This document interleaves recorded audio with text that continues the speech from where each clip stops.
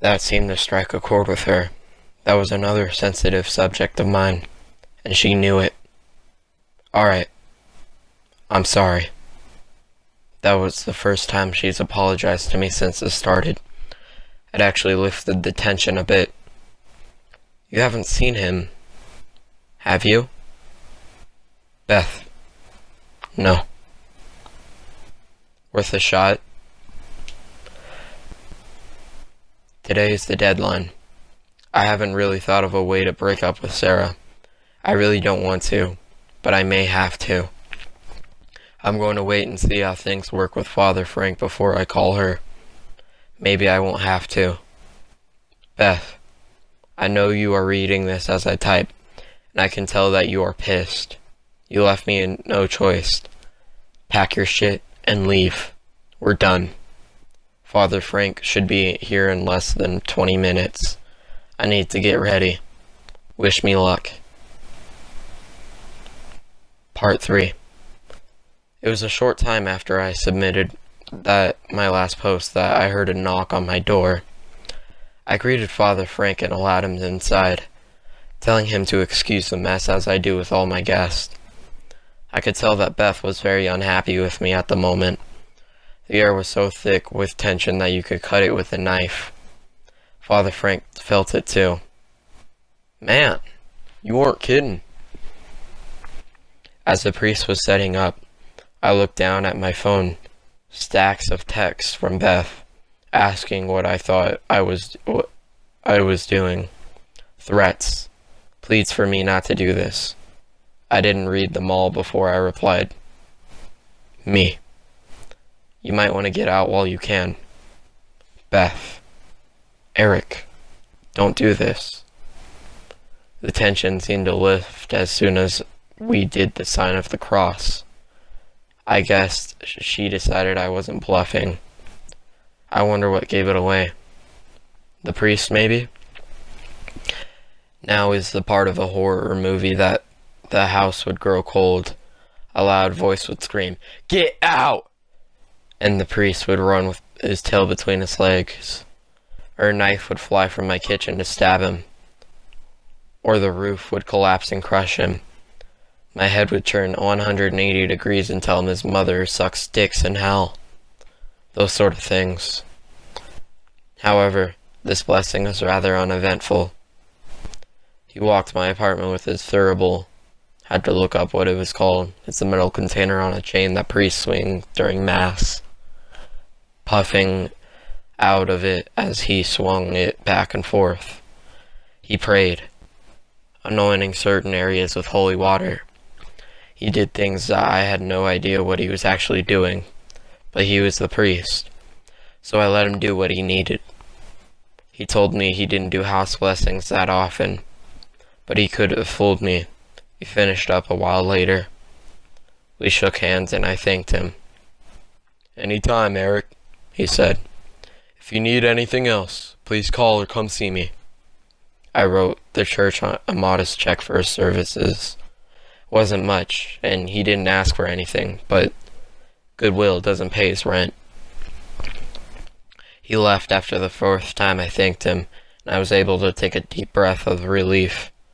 I checked my phone, but to short dismay the texts were still coming in.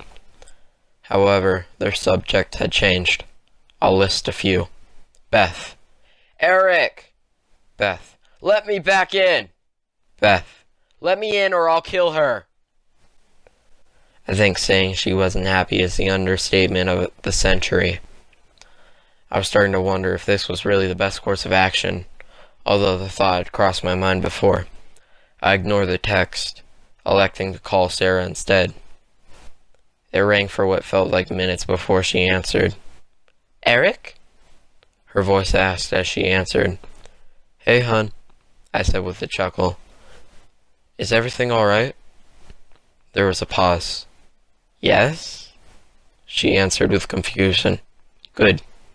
Beth wasn't taking immediate action. "Is something wrong?" "No," I answered quickly. "Everything's fine. What are you up to? Want to come over?" My logic was that my apartment was the safest place for her, at least until Beth calmed down. I just have to make sure she got in safely. Aren't you supposed to be at work right now? I called out. I said, changing the subject back. Can you come over? What? No, I can't. I told Jess I'd go shopping with her. Can't you reschedule? I persisted. I heard her sigh over the phone. No. Eric, I promised her I would. Sarah, please. I really need you here. I heard her scoff. What's going on with you, Eric? There's nothing going on with me. Yes, there is, she snapped. I heard her take in a deep breath, her voice calming afterward. I come over the day before yesterday to find blood on you, which you still haven't explained. Then you snap at me and tell me to leave. Then you don't answer my calls. And now you're asking me to drop everything I'm doing to come over. Sarah, I pleaded. I think we need some space, Eric. You haven't snapped at me before then, but I think it's because we've been moving too fast. I need to slow down and think about this. Give me some time. Looking back at this, she was being rational. A few days before that, I was contemplating to dump her to keep her safe, because that seemed like the rational thing to do. However, I can't say I saw it that way at the time. What the fuck does that mean? I asked as the hurt raised in my throat. She didn't answer right away, instead leaving cold silence before answering with a sternness in her voice. I was hoping you'd be a bit more mature about this. This isn't like you, Eric. I'll call you in a few days, and then I want you to explain to me what's going on with you. Goodbye. Sarah, wait! I tried to say before being cut off with the chirping noise my phone makes when a call is dropped. I immediately tried calling her back, with no answer. I was about to dial a second time when I realized who I was starting to seem like. I cursed under my breath. Words could not state how glad I was Beth was not there to see me like that, or how much that confidence was founded. I did calm down after a while, and was able to think about what had happened. Sarah hadn't dumped me, at least not yet. Maybe if I give her enough space, things will go back to normal. Unless... I typed in a different number on my phone and dialed. The weight was heavy as I rang. Hello? Father Frank answered. Father Frank, it's, Eric. Do you need to have someone with you to bless them? Father Frank was confused as why I needed him to bless my girlfriend, but was willing to humor me. Sarah might be a bit unhappy with me, but at least I felt she had some protection from Beth. I wasn't sure if the protection ended at my doorway, so I stayed inside for the rest of the day. I scrounged my cabinets for something to make myself for dinner, wanting to think about anything other than ghosts or the supernatural. I searched through Netflix for something to get my mind off of everything, settling on parks and recreation. The texts continued into the night, although I ignored them. Then I went to bed, despite my alarm going off in the morning. It was the best sleep I had all week. I felt her eyes on me the moment I left my apartment the next morning. It seemed that the protection did end at my door. Oh well, it wasn't like I could stay inside for the rest of my life. My phone vibrated as soon as I got in my car. Beth, we need to talk. There's nothing I want to talk to you about, I said as I started my car. She didn't say anything else as I drove to work. Probably knew I wasn't likely to read her text. Probably knew I wasn't likely to read her text while driving at that. I might be an asshole, but at least I can say I try to be a good driver. The first part of my drive was rather uneventful. As I said before, I work one city over, so I have a small commute every morning.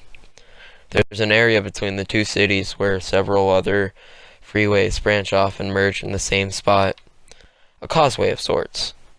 I had just passed the on-ramp from a different freeway when I saw a car violently swerving towards me. I had to slam on my brakes, barely avoiding the collision. The driver swerved over another few lanes before regaining control. It was one of those situations that happened so fast that I didn't lay on the horn until after it happened. I flipped the guy off and called him a prick as I passed him. I saw him pulling over in my rearview mirror. I was on the edge the rest of the drive to work. I checked my phone as soon as I parked. One message from Beth. Beth, you're giving me no choice. There were several other near misses over the next few days. On Wednesday, I was walking down the hall to my work's kitchen. One of the light fixtures came loose, swinging down and barely missing my head. On Thursday, I was walking down the street to grab some lunch. Just as I stepped into a crosswalk, a car pierced through the intersection, running the red light, once again, barely missing me. Both incidents were followed immediately from text from Beth, warning me to let her back in. I got a call from Sarah that day, right after I got off of work. "Hey, can we talk?" she asked. "Actually," I answered, "I think you're right." I had been thinking about and dreading this conversation all day.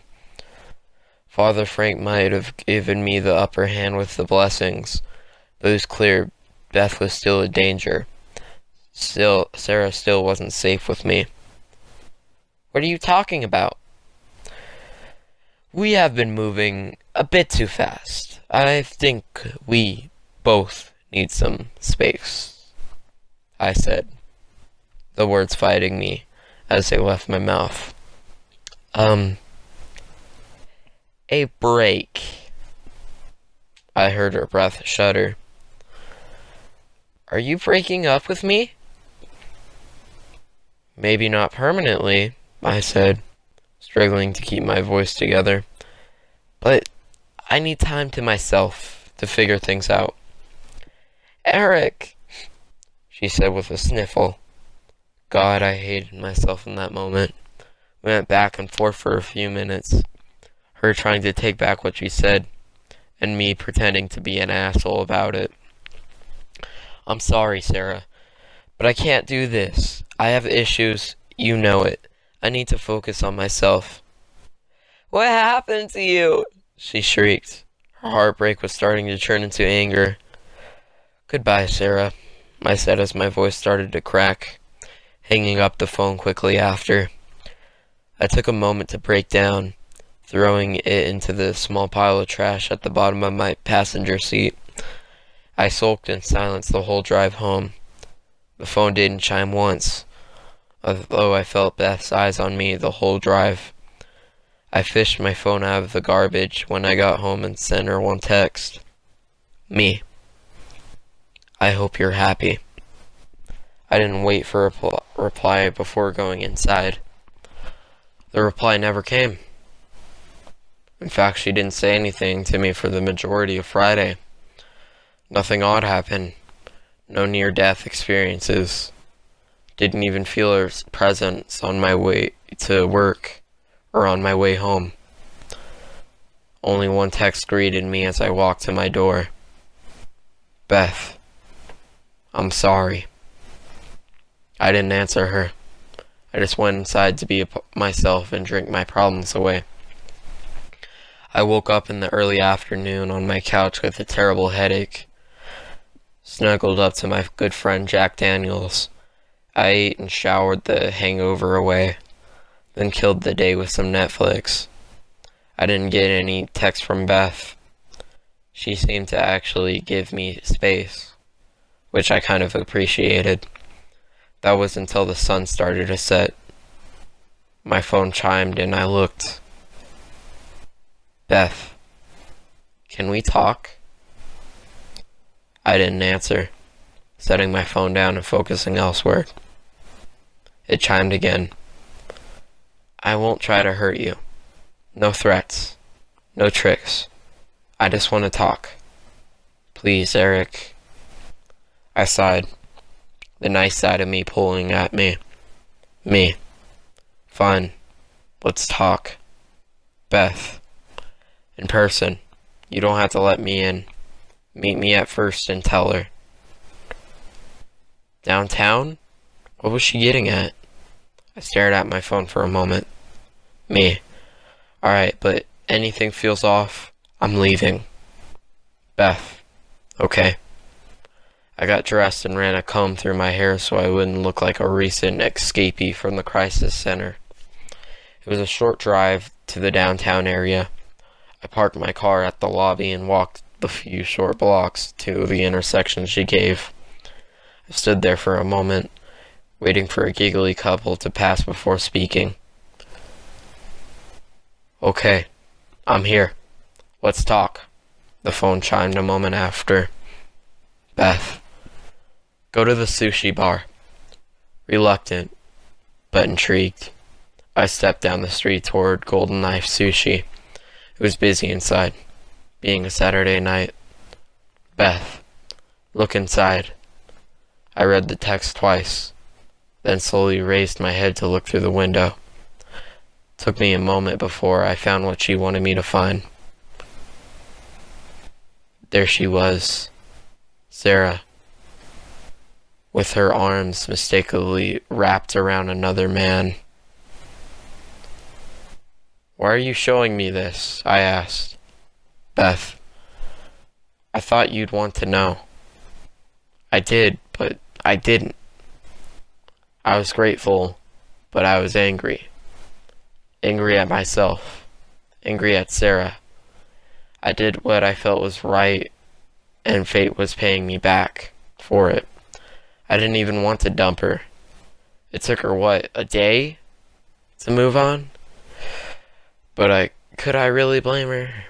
Everything bad that has happened to me, from getting the shit kicked out of me in high school, to Beth, and now Sarah moving on from me.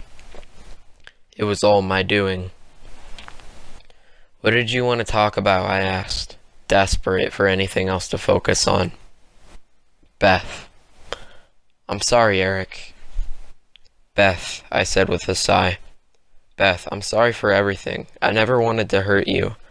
Even when I tried, I couldn't follow through. I don't think I could have. I don't think I would have hurt her either.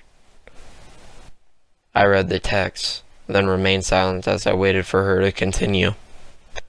Beth, I need your help, Eric. I can't talk to anyone else. I've tried. Help with what? Beth, I don't know why I'm here. I don't know if I'm supposed to be here, or where I'm supposed to go. Beth, you're the only person I can turn to. Please, Eric. I won't try to hurt you. I won't make you do things for me. I just need your help. Fuck my conscience. I was actually starting to feel sorry for her. Despite my own sorrows, she could be lying. This could still be a trick to let her back in. To let her regain control over me. But I'm not sure. Part of me actually believes she needs my help. Maybe this is even a chance to make up for hurting her. I told her I had to think about it. She told me she understood. And I left before Sarah even noticed I was staring at her. I'm not sure what to do at this point. There's the part of me that wants to help, but there's the part of me that doesn't even want to get near this. Think I may go to church tomorrow. Ask Father Frank what he thinks. But I don't know. We've been ballin' out since we were motherfucking 15. Steady coming up in what they like to call the OC. Cruising in a Chevy every weekend to a new beach. Whooper in the back playing music was a routine. Parties on the weekends at the house that everyone